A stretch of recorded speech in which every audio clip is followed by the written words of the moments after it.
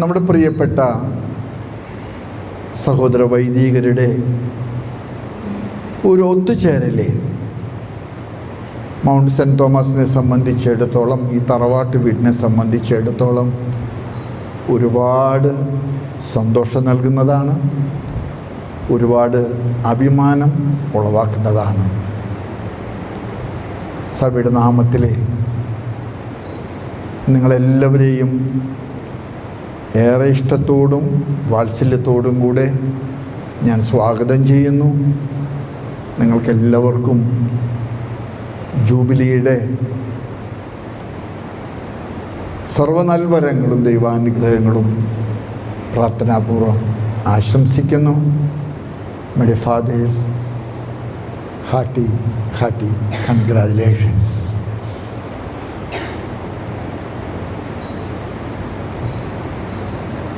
ഡാവിഞ്ചിയുടെ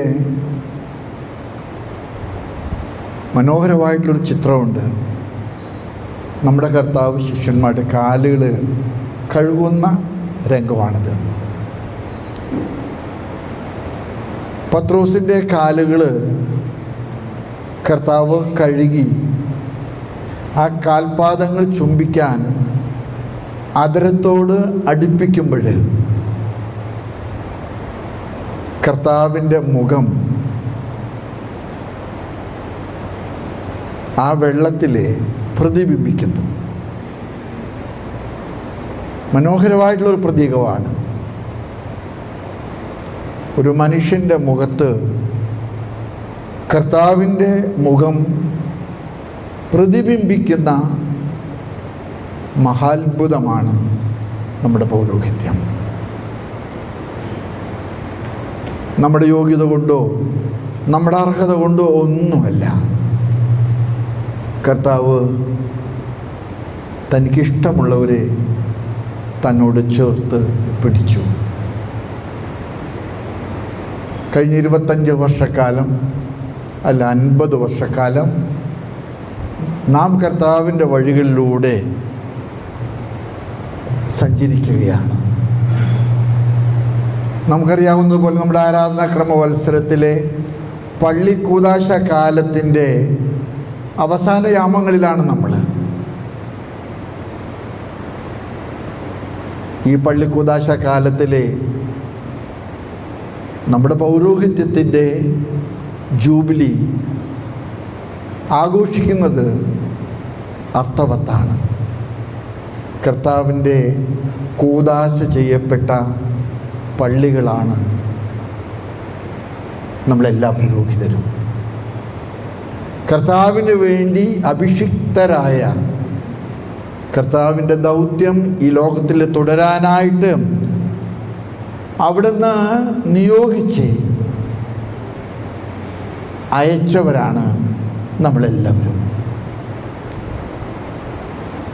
നമ്മിലൂടെ കർത്താവ് ചെയ്ത അടയാളങ്ങളും അത്ഭുതങ്ങളും എത്രയോ അനിതര സാധാരണമാണ്. നമ്മൾ ഓരോരുത്തരും വെറുതെ കണ്ണടച്ച് അല്പസമയം ഈ കഴിഞ്ഞ 25 വർഷക്കാലം, ഈ കഴിഞ്ഞ 50 വർഷക്കാലം നമ്മുടെ പൗരോഹിത്യത്തിലൂടെ കർത്താവ് നമ്മുടെ ജനത്തിന് നൽകിയിട്ടുള്ള അത്ഭുതാവഹങ്ങളായിട്ടുള്ള അടയാളങ്ങൾ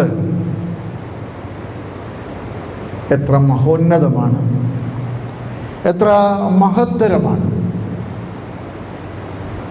അതുകൊണ്ടാണ് പള്ളിക്കൂദാശ കാലത്ത് നമ്മുടെ ഈ ജൂബിലി കൊണ്ടാടുമ്പോൾ കർത്താവിൻ്റെ പള്ളിയുടെ കൂദാശ നമ്മുടെ ജീവിതത്തിലൂടെ നമ്മൾ തുടരുന്നുവെന്നുള്ള സത്യം നമുക്ക് മറക്കാതെ ഹൃദയത്തിൽ സൂക്ഷിക്കാം.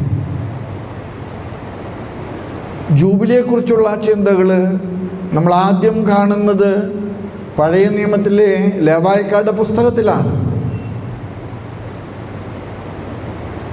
കർത്താവ് 7 ദിവസങ്ങൾ കൊണ്ട് സൃഷ്ടികർമ്മം പൂർത്തിയാക്കി 7-ാം ദിവസം വിശ്രമിച്ചു.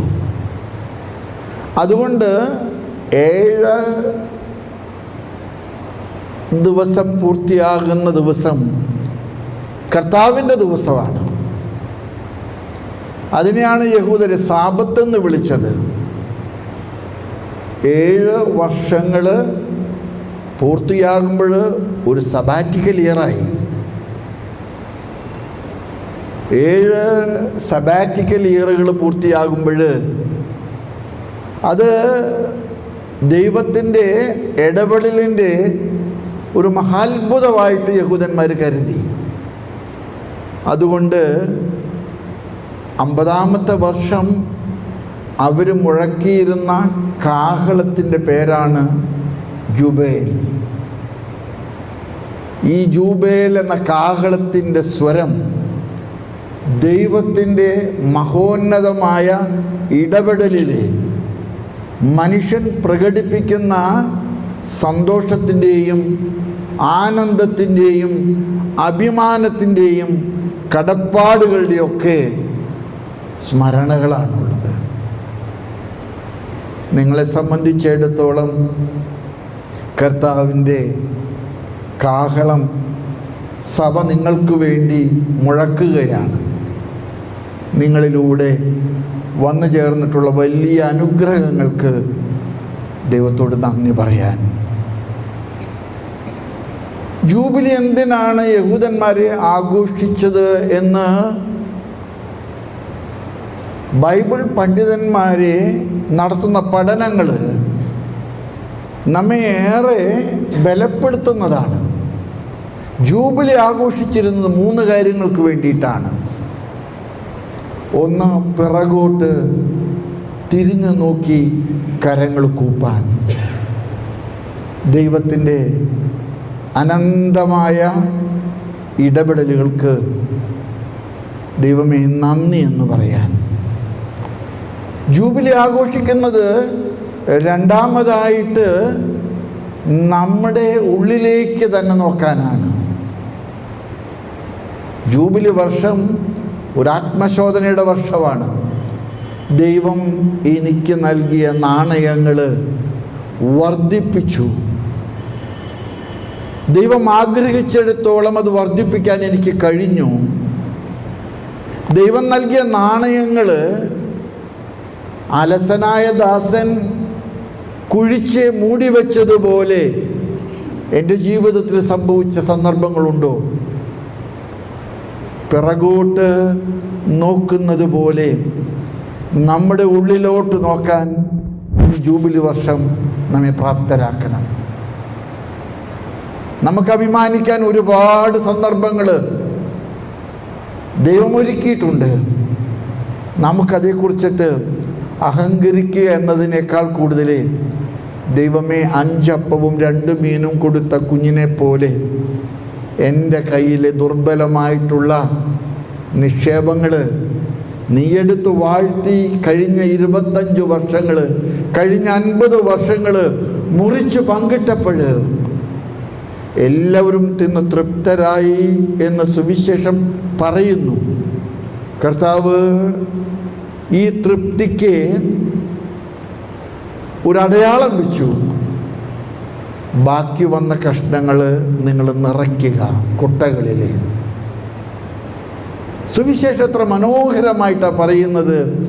12 നിറവിൻ്റെ കൊട്ടകൾ അവർക്കുണ്ടായി.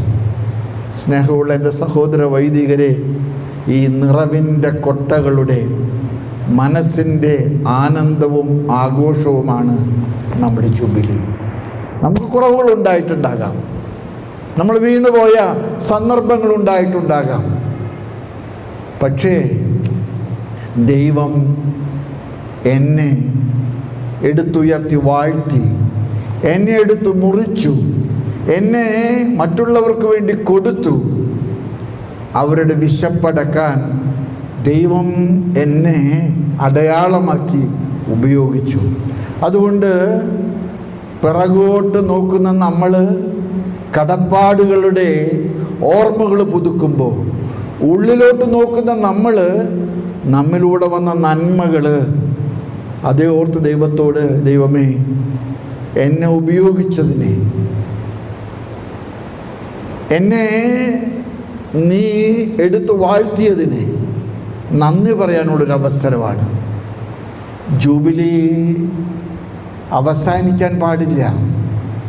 അത് തുടർന്നുള്ള യാത്രയ്ക്കുള്ള ഇന്ധന ശേഖരണത്തിൻ്റെ വലിയ ഒരു കാലഘട്ടമാണ്. ജൂബിലിയെക്കുറിച്ചിട്ട് ചില ആധുനിക ദൈവശാസ്ത്രജ്ഞന്മാർ വിളിക്കുന്നത് plugging to the power bank.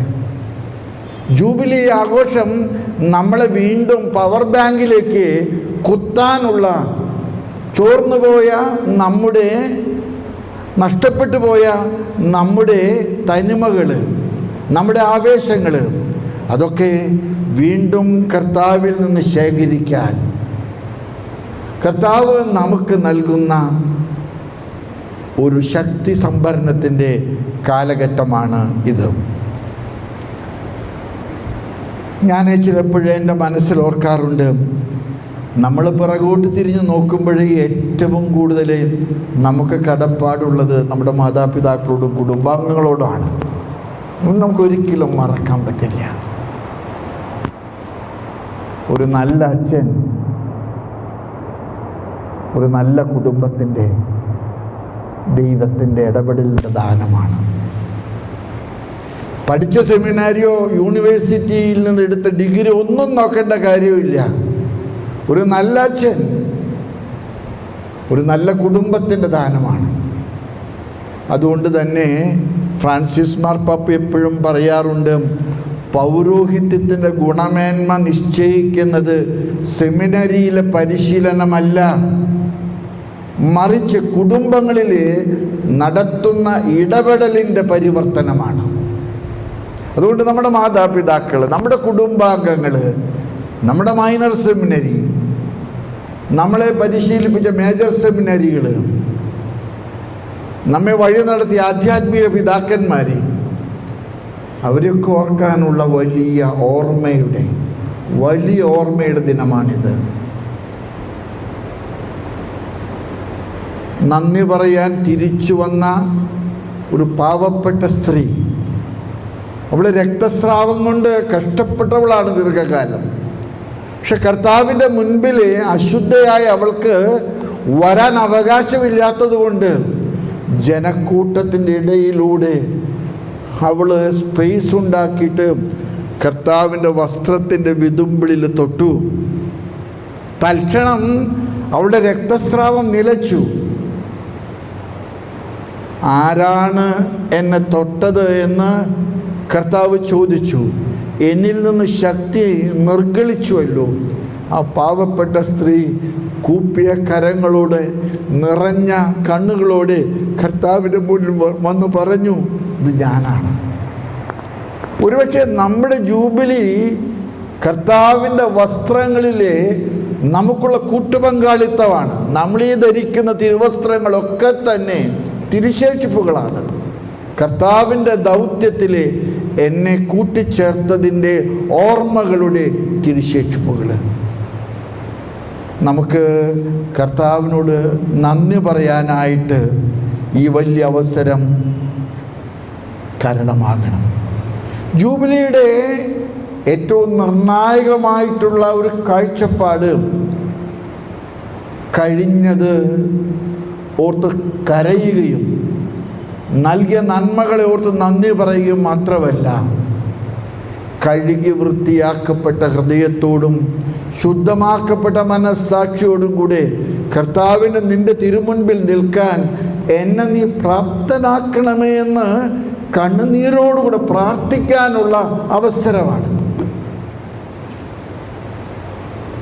ഞാൻ കാർഡിനൽ റാറ്റ്സിംഗർ, ബെനഡിക്ട് 16 മാർപ്പാപ്പ ജൂബിലിക്കാരോട് പറയുന്ന ഒരു ഉപദേശത്തിലെ ഒരു കാര്യം നിങ്ങൾ ഓർമ്മപ്പെടുത്തുകയാണ്. 25 വർഷം ജൂബിലി ആഘോഷിക്കുന്നവർ 25 ദിവസമെങ്കിലും എവിടെയെങ്കിലും നിശബ്ദമായി കാത്തിരുന്ന് കർത്താവിനെ കേൾക്കണം.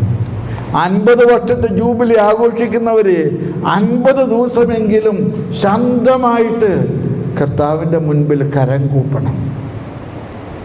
ജൂബിലി ആഘോഷങ്ങളുടെ വലിയ അനുരണനങ്ങളായിട്ട് മാത്രം തീരാൻ പാടില്ല. ജൂബിലി ദൈവം നമ്മെ എടുത്തുയർത്തിയതിനെ, ദൈവം എടുത്ത് വാഴ്ത്തിയതിനെ, ദൈവം എടുത്ത് മുറിച്ച് കൊടുത്തതിനെ നമുക്കുള്ള സന്തോഷത്തിൻ്റെ ഓർമ്മകളാണ്. ആ പാവപ്പെട്ട രക്തസ്രാവക്കാരി കർത്താവിൻ്റെ മുൻപിലെ കണ്ണുനീരോടെ വന്നതുപോലെ ഞാനാണ് എന്ന് പറയാൻ നമുക്ക് ദൈവം ഒരുക്കുന്ന വലിയ സന്ദർഭമാണ്. പരിശുദ്ധ അമ്മയായിരിക്കട്ടെ നമ്മുടെ മാതൃക.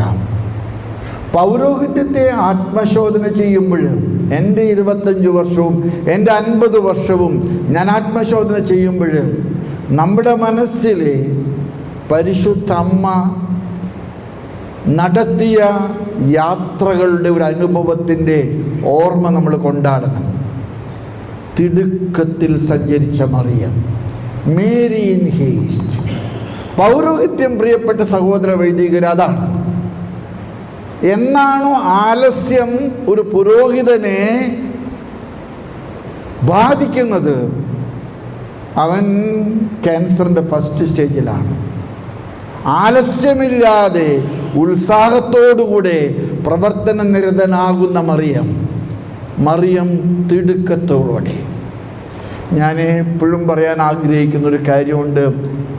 എന്നാണോ പൗരോഹിത്യ ജീവിതത്തിലെ സുഖസൗകര്യങ്ങളോടുള്ള ഇഷ്ടം പ്രലോഭനമായിട്ട് വരുന്നത്, അന്ന് പൗരോഹിത്യ ജീവിതത്തിൻ്റെ നാളുകൾ എണ്ണപ്പെട്ടിരിക്കുന്നു. പൗരോഹിത്യ ജീവിതം കാൽവരിയിലൂടെയുള്ള ഒരു തീർത്ഥാടനമാണ്. ഞാൻ ചിലപ്പോഴൊക്കെ വല്യച്ഛന്മാർ മരിക്കുമ്പോൾ സങ്കടത്തോടുകൂടി അവർ കരയുന്ന കണ്ടിട്ടുണ്ട്. ഞാൻ അവിടെ പറയാറുണ്ട്, അച്ഛ കരയരുത്, എത്രയോ വലിയ കാര്യങ്ങൾ ചെയ്തിരിക്കുന്നു.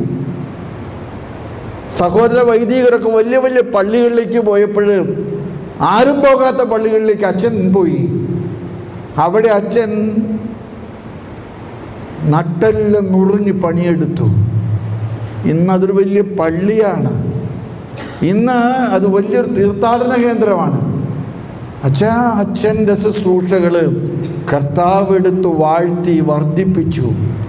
അതിലെ ബാക്കി വന്നത് ശേഖരിച്ച 12 കുട്ടകളാണ് അച്ഛൻ്റെ ഓർമ്മകൾ പുതുക്കുന്ന ഈ വലിയ സമ്മാനങ്ങൾ. അതുകൊണ്ട് തന്നെ നമ്മുടെ ജൂബിലി ആഘോഷങ്ങൾ നമ്മെ സംബന്ധിച്ചിടത്തോളം നാം ചെയ്തു തീർക്കേണ്ടിടത്തോളം ചെയ്തു തീർത്തില്ലെന്നുള്ള ഒരു ദുഃഖം, അല്ലെങ്കിൽ ചെയ്തു തീർക്കാനുള്ള ഒരു ഇഷ്ടത്തിൻ്റെ പരിശ്രമം. മേരി ഇൻ ഹേസ്റ്റ്, തിടുക്കമുള്ളൊരു മറിയം, മലമ്പ്രദേശങ്ങൾ ഇഷ്ടപ്പെട്ടൊരു മറിയം, സുഖസൗകര്യങ്ങളെക്കാൾ കൂടുതൽ മലകൾ തേടിപ്പോയൊരു മറിയം. എലിസബത്തിൻ്റെ കൂടെ താമസിച്ച് 3 മാസം അവർക്ക് ശുശ്രൂഷ ചെയ്ത് സ്നാപക യോഹന്നാൻ്റെ ജനനത്തിന് ശ്രുതികർമ്മിണിയായ മറിയം. എൻ്റെ സ്നേഹമുള്ള സഹോദര വൈദികരെ, നമ്മുടെയൊക്കെ ജീവിതത്തിലെ ഈ മറ്റുള്ളവരുടെ ജനനത്തിന് ശ്രുതികർമ്മിണിമാരാകാനുള്ള പൗരോഹിത്യത്തിൻ്റെ ശുശ്രൂഷ നമുക്ക് ഒരു പുതുജന്മം നൽകുന്ന ദൈവത്തിൻ്റെ അത്ഭുതത്തിൻ്റെ ഒരു അടയാളമായി തുടരാൻ കഴിയട്ടെ. നമുക്കൊന്നും ചെയ്യാൻ കഴിഞ്ഞില്ലെങ്കിലും എത്രയോ കുർബാനകൾ നമുക്ക് ചെല്ലാൻ കഴിഞ്ഞു. എത്രയോ പ്രാവശ്യം കുമ്പസാരക്കൂട്ടിലിരുന്ന പാപങ്ങൾ ഏറ്റുവാങ്ങി ധൈര്യമായി പൊക്കോളൂ എന്ന് പറയാൻ നമുക്ക് കഴിഞ്ഞു. എത്രയോ വിവാഹങ്ങൾക്ക് നമ്മൾ കർത്താവിൻ്റെ അടയാളമായിട്ട് കരങ്ങൾ ഉയർത്തി ആശീർവദിച്ചിട്ടുണ്ട്. എത്രയോ മരണ വീട്ടിലെ നമ്മൾ യാത്രയാകുന്നവൻ്റെ തത്രപ്പാടിലെ അവന് കരുത്തും കരുതലുമായിട്ട് നിന്നിട്ടുണ്ട്. എത്രയോ സ്ഥലങ്ങളിലെ ആരുമില്ലാത്തവർക്ക് നമ്മൾ നല്ല സമറായക്കാരനായിട്ടുണ്ട്. അതുകൊണ്ട് കത്തിച്ച വിളക്കുകളുമായിട്ട് കർത്താവിനെ കാത്തിരിക്കുന്ന മണവാട്ടിമാരായിരിക്കട്ടെ നമ്മുടെ മുൻപിലെ ജൂബിലിയുടെ ഓർമ്മകൾ പുതുക്കുന്ന തിരുശേഷിപ്പ്. ജൂബിലി കൊടുത്തു തീർത്തതിൻ്റെ ഓർമ്മയല്ല, കൊടുത്തു തീർത്തടുത്തോളം കൊടുക്കേണ്ടിടത്തോളം കൊടുക്കാൻ കഴിയാത്തതിലെ ഇനിയുള്ള സമയത്ത് ഒരു പരീക്ഷാ ഹാളിൽ മണിയടിക്കുന്ന സ്വരം കേൾക്കാൻ വെപ്രാളപ്പെടുന്ന കുട്ടി മണിയടിക്കുന്നതിന് മുൻപ് എഴുതി തീർക്കാൻ കാണിക്കുന്ന ഒരു വെപ്രാളമുണ്ടല്ലോ, ആ വെപ്രാളത്തിൻ്റെ ഒരു തിടുക്കത്തിൽ ജീവിക്കാൻ നമുക്ക് കഴിയട്ടെ. പരിശുദ്ധ അമ്മയുടെ മാധ്യസ്ഥവും മാറിയോസേപ്പ് പിതാവിൻ്റെ സംരക്ഷണവും ഉണ്ടാകട്ടെ. വിയാനി പുണ്യാളൻ തല കൊണ്ട് അജപാലനം ചെയ്ത മനുഷ്യനല്ല. ഇദ്ദേഹത്തിൻ്റെ പ്രസംഗങ്ങളൊക്കെ നല്ല പ്രസംഗങ്ങളാണ്. ഇദ്ദേഹം മുട്ടും മണ്ടനൊന്നും ആയിരുന്നില്ല. പക്ഷെ ഹൃദയം കൊണ്ട് ജനങ്ങളെ ചേർത്തു പിടിച്ച വിയാനി, ആ പാവപ്പെട്ട പുണ്യവാളനാണ് നമ്മുടെ സ്വർഗീയ മധ്യസ്ഥൻ. നമുക്ക് ആ വിശുദ്ധൻ്റെ മാധ്യസ്ഥം കാരണമാകട്ടെ. നമ്മുടെ തേവേപ്പറമ്പിൽ കുഞ്ഞച്ചൻ പാലാരൂപതയിലെ ആരും പരിഗണിക്കാത്ത ദളിതർക്ക് വേണ്ടി ജീവിതം മുറിച്ചു പങ്കിട്ടൊരു മനുഷ്യൻ നമുക്ക് മാതൃകയാകട്ടെ. എല്ലാ ദൈവാനുഗ്രഹങ്ങളും നേർന്നുകൊണ്ട് പിതാവിൻ്റെയും പുത്രൻ്റെയും പരിശുദ്ധാത്മാവിൻ്റെയും നാമത്തിൽ ആമേൻ.